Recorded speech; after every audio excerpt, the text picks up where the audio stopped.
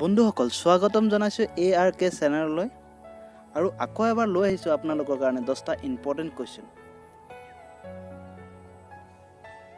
So আপোনালোকৰ ভিডিওটো ভাল লাগিলে লাইক কৰিব, শ্বেয়াৰ কৰিব আৰু লগতে সাবস্ক্ৰাইব কৰিব আমাৰ চেনেলখন।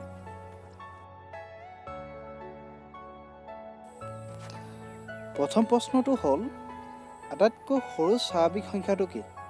ইয়াত দিয়া আছে ক 0 খ 1 ঘ 2।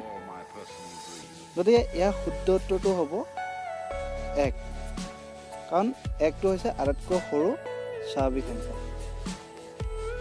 2 নম্বৰ প্ৰশ্নটো হ'ল আটাইতকৈ সৰু পূৰ্ণ সংখ্যাটো কি?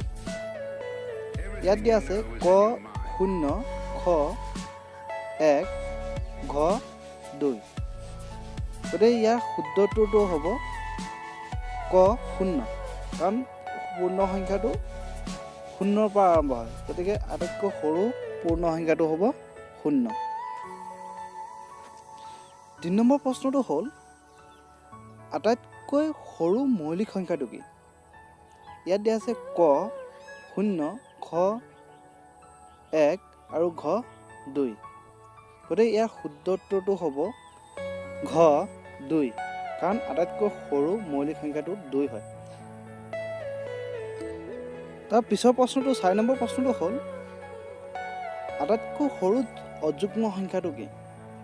ইয়াৰ অপশ্যনত দিয়া আছে ক 1 খ 2 আৰু ঘ 4। আমি সকলোৱে জানো যে আটাইতকৈ সৰু অযুগ্ম সংখ্যা 1, গতিকে ইয়াৰ শুদ্ধ উত্তৰটো হ'ব 1। এতিয়া আমি আহোঁ 5 নম্বৰ কুৱেশ্যনলৈ। 5 নম্বৰ কুৱেশ্যনটো হ'ল আটাইতকৈ সৰু যুগ্ম সংখ্যাটো কি? ইয়াত দিয়া আছে ক 2 খ 4 ঘ 6। গতিকে ইয়াৰ শুদ্ধ উত্তৰটো হ'ল ক 2, কাৰণ আটাইতকৈ সৰু যুগ্ম সংখ্যাটো হ'ল 2, 2ৰ পৰা আৰম্ভ হয় যুগ্ম সংখ্যা। 6 নম্বৰ প্ৰশ্নটো হ'ল আটাইতকৈ সৰু যৌগিক সংখ্যাটো কি? ইয়াত অপশ্যনত দিয়া আছে ক 2 খ 4 আৰু ঘ 6। গতিকে ইয়াৰ শুদ্ধ উত্তৰটো হ'ল খ 4।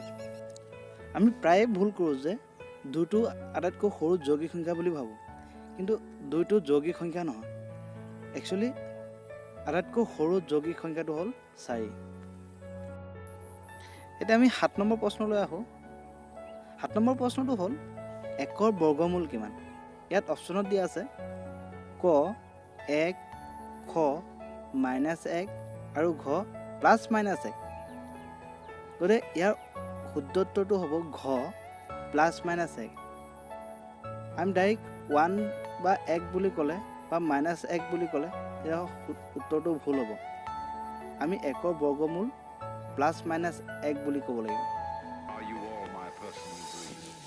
এতিয়া আমি 8 নম্বৰ প্ৰশ্নলৈ আহোঁ।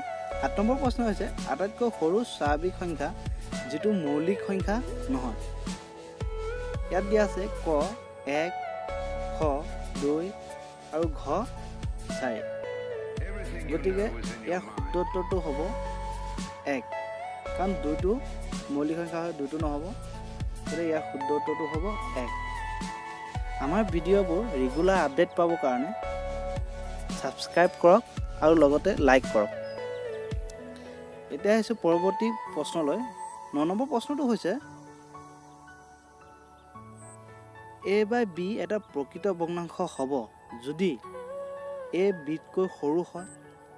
খ নম্বৰ দিছে a bতকৈ ডাঙৰ হয়। ঘ নম্বৰ দিছে a bৰ সমান হয়। ইয়াৰ শুদ্ধ উত্তৰটো হ'ল ক a bতকৈ সৰু হয়, কাৰণ লবটো হৰতকৈ সৰু হ'লে তেতিয়াহ'লে সেইটো প্ৰকৃত ভগ্নাংশ বুলি ক'ব।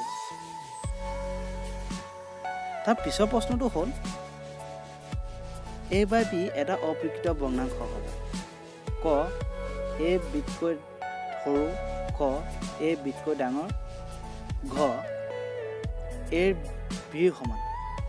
গতিকে ইয়াৰ শুদ্ধ উত্তৰটো হ'ব খ a bতকৈ ডাঙৰ, কাৰণ লবটো শতকৈ ডাঙৰ হ'লে তেতিয়াহ'লে তাক অপ্ৰকৃত বৰ্ণাংশ বুলি ক'ব। চ' গাইজ, ভিডিঅ'টো ভাল পালে লাইক কৰিব, শ্বেয়াৰ কৰিব আৰু লগতে আমাৰ চেনেলখন ছাবস্ক্ৰাইব কৰিব আৰু আমাৰ লগত থাকিব।